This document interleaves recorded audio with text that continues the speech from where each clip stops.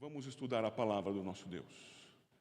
Vamos abrir nossas Bíblias no livro de Romanos, capítulo 11, irmãos. Eu vou me esforçar bastante, irmãos, para ser breve. Não faço promessas, apenas digo que vou me esforçar para ser breve, para estudarmos esse texto tão precioso. Indo ao estudo de Romanos, já vimos outras cartas mais antigas, estamos avançando nas epístolas paulinas, chega a hora de estudarmos a epístola aos Romanos. Peço que a igreja acompanhe a leitura desses poucos versos, Romanos 11, de 33 a 36. Ó profundidade da riqueza, tanto da sabedoria como do conhecimento de Deus. Quão insondáveis são os seus juízos e quão inescrutáveis os seus caminhos. Quem, pois, conheceu a mente do Senhor? Ou quem foi o seu conselheiro? Ou quem primeiro deu a ele para que lhe venha a ser restituído? Porque dele e por meio dele e para ele são todas as coisas. A ele, pois, a glória eternamente. Amém. Amém. Meus irmãos, quantas vezes já chegaram a mim, irmãos, fazendo perguntas a respeito do que fazer em certas situações? Pastor, estou nessa situação, o que fazer? Diante daquele conflito familiar, o que fazer? Diante de uma dívida, o que fazer? Diante das circunstâncias internas da igreja, diante das sensações do meu próprio coração, diante dessa infinidade de possibilidades que a existência nos dá, o que fazer? Paulo pensava nessas coisas também, irmãos. O que fazer? E Paulo, pensando no que fazer, arranjava em sua mente planos, assim como você certamente também arranja planos em sua mente. O que fazer? Para onde ir? Nessa arquitetura de pensamentos, Paulo administrava a missão, o seu tempo, enfrentando certas barreiras que faziam com que ele entendesse que deveria mudar de caminho, recebendo certos estímulos, certas aberturas de porta que faziam com que ele permanecesse onde estava, ao invés de mudar, permanecia, ou seguia no plano antes feito, porque tudo estava dando certo, conforme ele havia imaginado diante do Senhor. Enfim, nestas situações do que fazer, Paulo, que também como nós era gente, pecador redimido, planejou e escreveu uma carta aos Romanos, e a escreveu com propósitos em seu coração. Por favor, vá ao capítulo 15.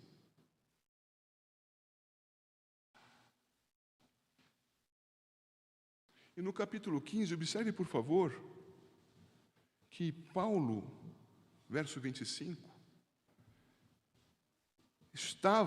ele diz, estou de partida para Jerusalém, a serviço dos santos, porque aprouve a Macedônia e a Acaia levantar uma coleta em benefício dos pobres dentre os santos que vivem em Jerusalém.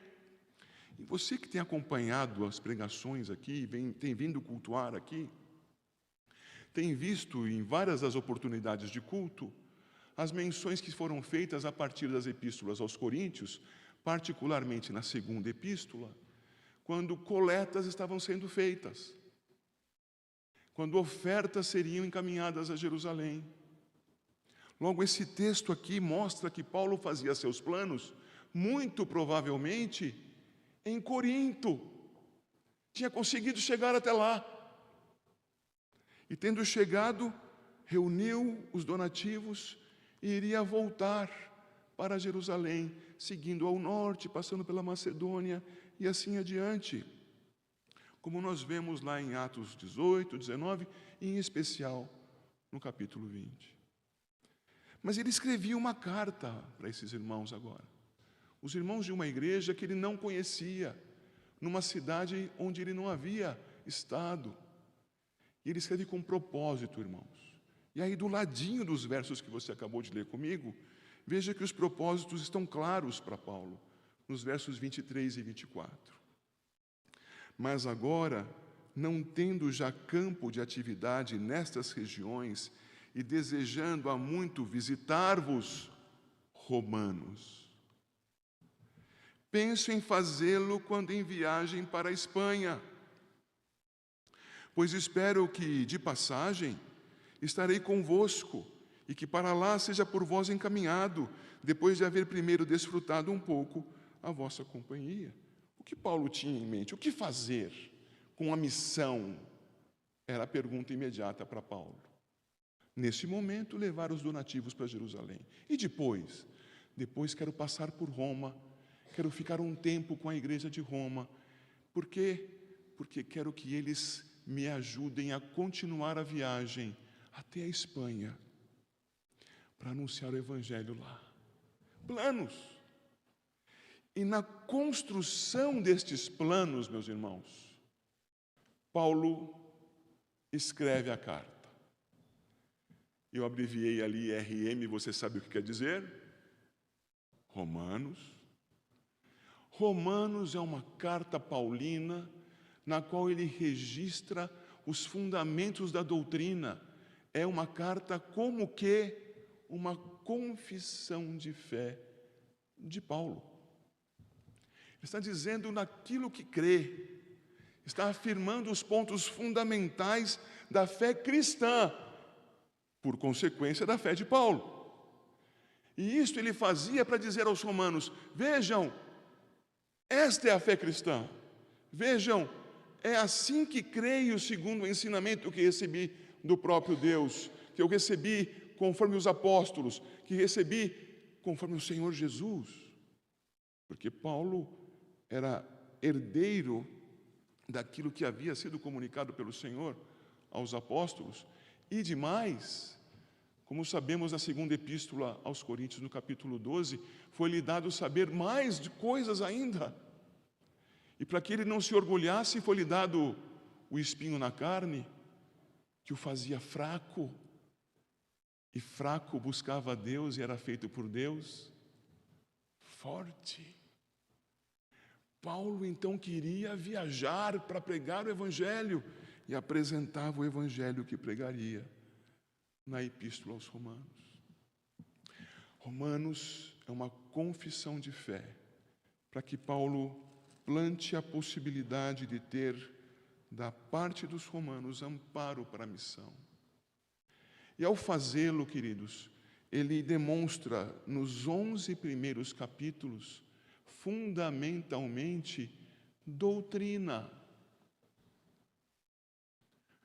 Assim cremos quanto à perdição do homem, seja o gentio, seja o judeu, quanto à salvação do homem, tão somente em Cristo, quanto à sua segurança na justificação, quanto ao caminhar abandonando o pecado, quanto ao crescer com segurança, porque nada poderá nos separar do amor de Deus que está em Cristo Jesus. Quanto à doutrina da predestinação, porque o Senhor fez a predestinação especial dos homens em particular. E fez também, sem nenhuma contrariedade, a predestinação geral quanto às nações. E isso ele explica nos capítulos 9, 10 e 11. Isto é, Paulo apresenta um cabedal de conhecimento e de doutrina muito profundos. E nessa profundidade doutrinária, ele alcança uma conclusão, a grande conclusão da doutrina. Diante de tudo que o Senhor lhe deu a conhecer, há algo que é o ápice deste conhecimento. E o ápice é, verso 36 que acabamos de ler, 11:36 de Romanos. Porque dele, e por meio dele, e para ele são todas as coisas. A Ele, pois, a glória eternamente. Amém. Quando nós afirmamos o que está escrito aqui, nós estamos, a princípio, afirmando o ápice, a conclusão. Doutrina, doutrina, doutrina. 11 capítulos de doutrina. Onde isso nos leva? Pois dele, por meio dele e para ele são todas as coisas. Glória, pois, a ele eternamente. Amém. Conclusão.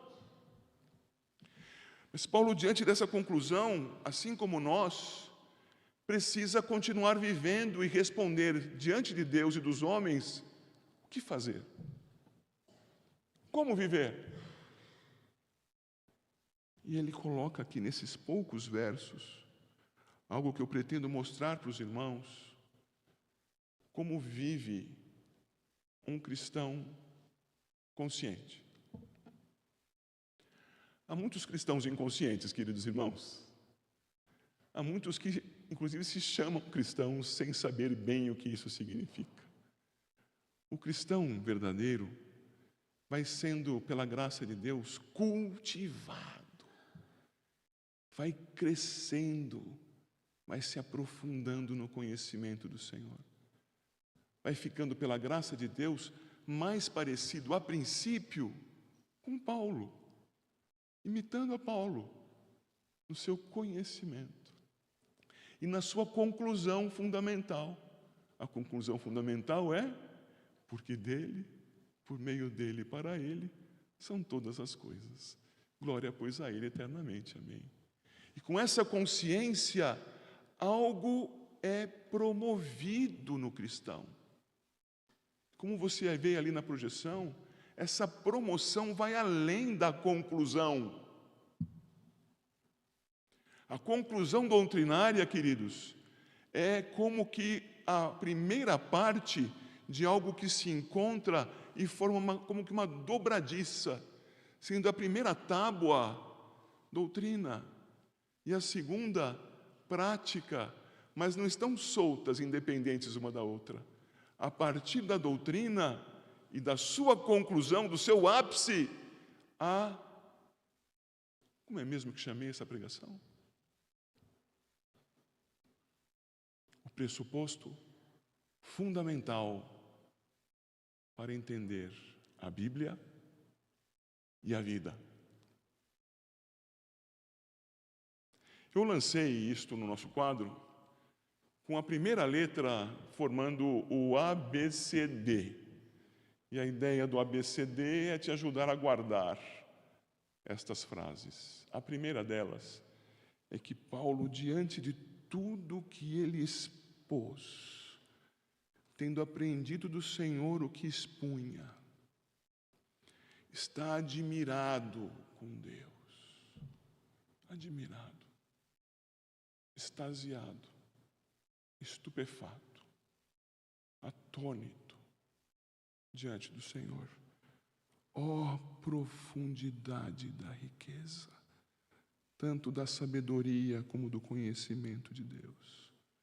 Quão insondáveis são os seus juízos e quão inescrutáveis os seus caminhos. Queridos, a expressão aí, profundidade, se relaciona a águas profundas. Profundas de um modo que, àquela época, tornavam estas águas inalcançáveis na sua profundidade. Hoje em dia nós temos submarinos que aguentam muita pressão, mas talvez ainda não aguentem toda a pressão para ir no mais profundo do mais baixo dos mares, no vale mais profundo de todos. Paulo está se referindo à profundidade da riqueza do conhecimento de Deus. Isto é, algo que é tão amplo, tão grande. E você, para entender melhor, além de ler as Escrituras e estudá-las, acompanhe as pregações futuras que teremos na Epístola aos Romanos. Como é possível que seja assim? como encontrar o sentido real das coisas na salvação dos eleitos para a vida de Israel e dentre os gentios, como confluir tudo isso num povo só, como fazê-lo na sequência que Deus fez, como Ele demonstra misericórdia de quem quer ter misericórdia e dos demais não. Como entender o modo como fez isso? Ó profundidade da riqueza, tanto da sabedoria como do conhecimento. As palavras sabedoria e conhecimento são muito úteis para nós compreendermos aqui o que ele quer dizer.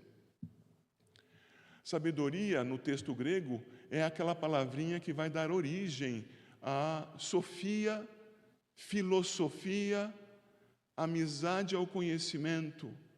Sabedoria no seu sentido de entender as coisas, porque filosofia não se apresenta para conhecer as coisas apenas, mas para entender o seu significado na existência.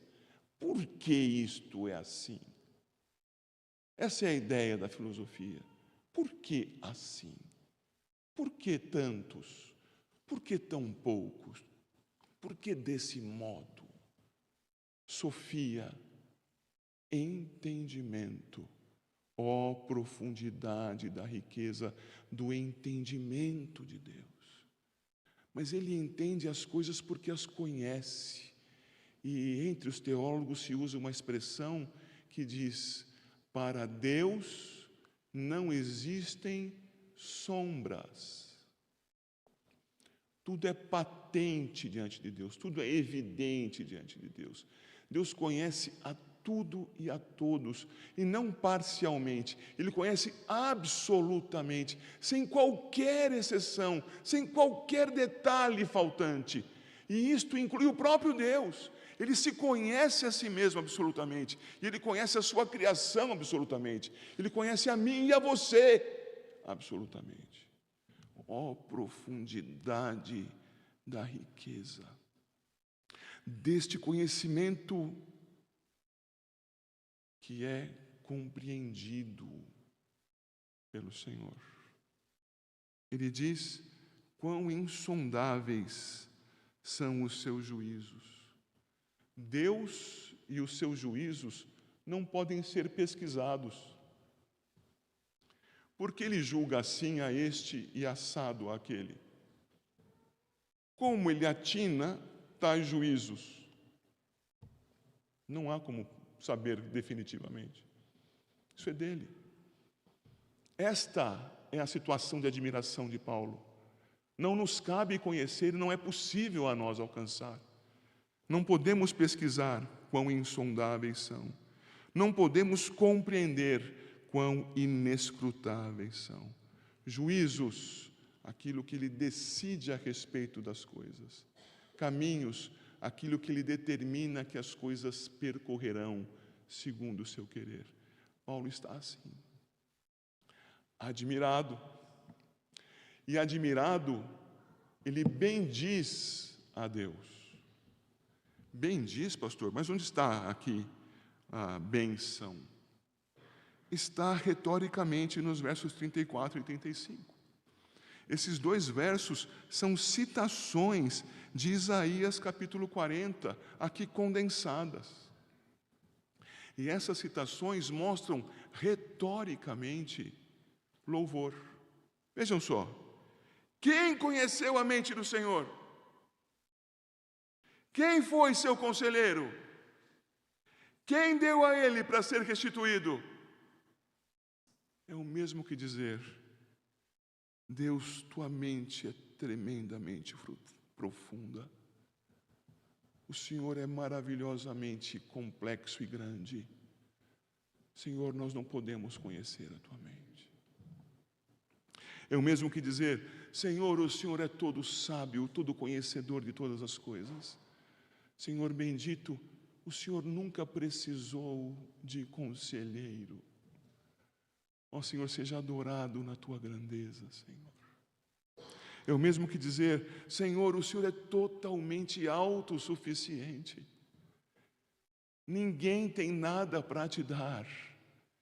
Nem tinha para te dar antes, não tem para te dar agora, não terá o que te dar depois, porque tudo é teu, Senhor. O Senhor é autossuficiente. Logo, se o Senhor nunca precisou que ninguém lhe desse nada, ninguém pode exigir que o Senhor lhe dê algo de volta.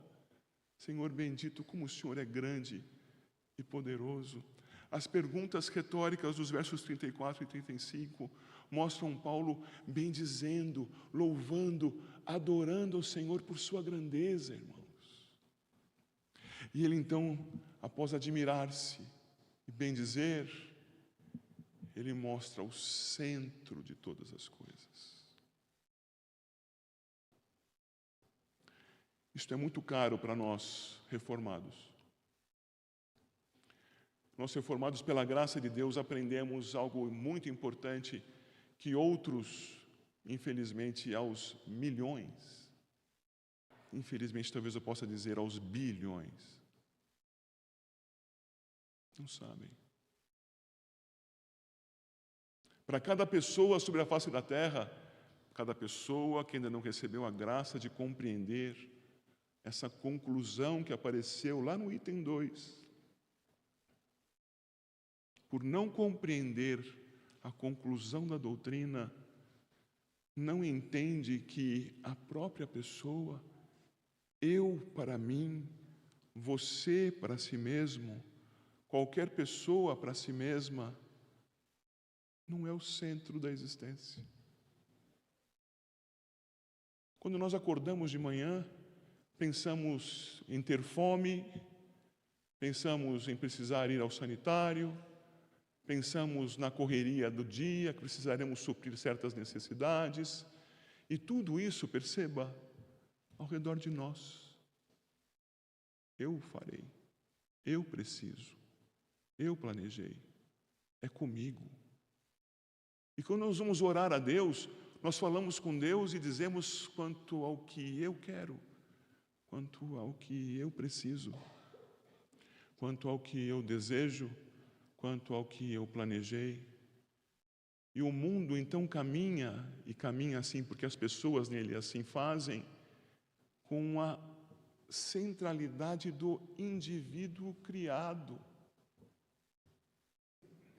E as religiões, até mesmo aquelas que se chamam de cristãs, passam a ser religiões centradas no homem. E é Deus quem está a serviço do homem. É Deus quem vai abençoar quando o homem pedir. E alguns abusam e determinam. O homem vive com a opção, se ele quiser, será perdoado, será redimido. E se o homem não quiser, Deus será rejeitado. De modo quem é que toma a decisão final da existência do próprio homem? Ele mesmo.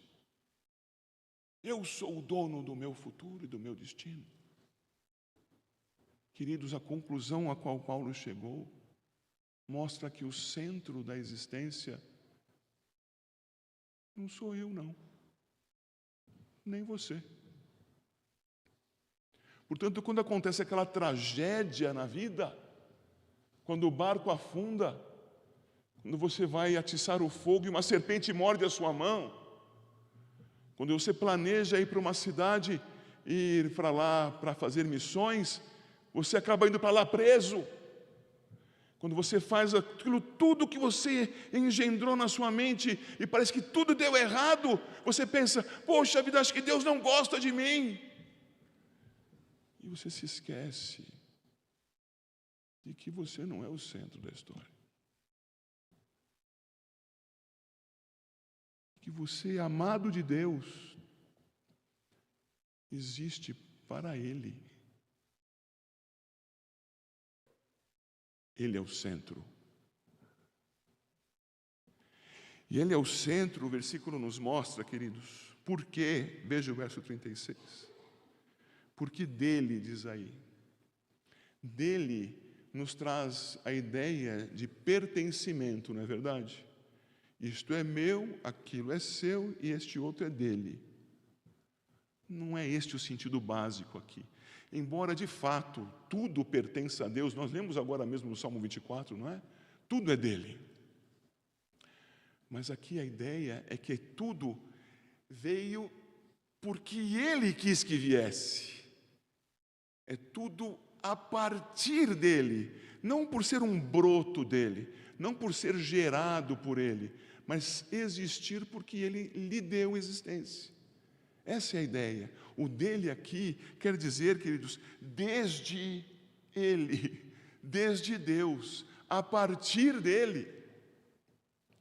Logo, nós temos aqui não a ideia básica de propriedade, mas a ideia de origem. E vejam como isso faz mais sentido no verso. Origem em Deus, ele criou. O que vem depois do texto? E por meio dele. A ideia é perfeita aqui. Isto é, a partir do Senhor, por meio do Senhor e, finalmente, para o Senhor. Logo, não há um lugar onde nós podemos nos sentir valorizados porque as coisas têm sentido para nós. A conclusão a que Paulo chega é que tudo só existe e tem sentido para Deus, em Deus, por causa de Deus. E enquanto você não entender isso, você não vai entender a Bíblia. E você não vai entender a vida. É disso que eu estou falando aqui. Para entender a Bíblia e a vida, é preciso que você saiba bem claramente que Ele é o centro. Que por isso a glória é dele. Eu fico admirado, eu o bendigo, eu reconheço a sua centralidade. E isto vai produzir em mim e em você, cristão, dedicação a Deus. Quando nós olhamos os 2 primeiros versos do capítulo 12, vejam, o versículo 1 do capítulo 12 começa com rogo-vos, pois, isto é, tomando como base a conclusão doutrinária, agora nós passamos a ter o quê? O pressuposto fundamental para entender a Bíblia e a vida. Partindo da conclusão, agora a mesma conclusão é fundamento para a prática cristã. E é por isso que nós temos os capítulos 12, 13, 14, 15 e 16, onde Paulo aplica o fundamento doutrinário que tem por conclusão, porque dele e por meio dele e para ele são todas as coisas. Glória, pois, a ele eternamente. Amém. Então o homem vai dedicar-se ao Senhor. Nos 2 primeiros versos do 12 é dito: rogo-vos, pois, irmãos, pelas misericórdias de Deus, porque teve misericórdia de quem quis ter misericórdia, e não teve de quem não quis ter. Capítulo 9, veja lá ao redor do verso 18. Que apresenteis o vosso corpo por sacrifício vivo, santo e agradável a Deus, que é o vosso culto racional. Logo, ele começa com aquilo que é o mais básico da sua vida. E o mais básico da sua vida não é comer, não é beber, não é vestir-se. O mais básico da sua vida é, com a centralidade de Deus, cultuá-lo. Cultuá-lo onde quer que você esteja, fazendo o que esteja fazendo. Se você não entender isso, você não entende nem a Bíblia, nem a vida. No 12, ainda verso 2, e não vos conformeis com este século, mas transformai-vos pela renovação da vossa mente, para que experimenteis qual seja a boa, agradável e perfeita a vontade de Deus. Isto é, a minha mente conformada com que fundamento? O da centralidade do Senhor. Pastor, aquelas pessoas padecem fome, aquelas foram agredidas, violentadas, aquelas ali foram humilhadas. Senhor, o que fazemos com essas pessoas? Como vamos fazer bem para elas? Recorde-se, o bem para essas pessoas depende de você saber que isso só terá sentido se Deus de fato for o centro das tuas ações. Pastor, eu quero cultuar a Deus, quero passar todas as noites na igreja cultuando a Deus. Pastor, não podemos abrir a igreja todos os dias para cultuar ao Senhor? Podemos. Vamos fazer isso? Vamos! Para adorar a Deus. Não é para ganhar créditos no céu, não, né? É por causa da sua centralidade. Vamos, irmãos.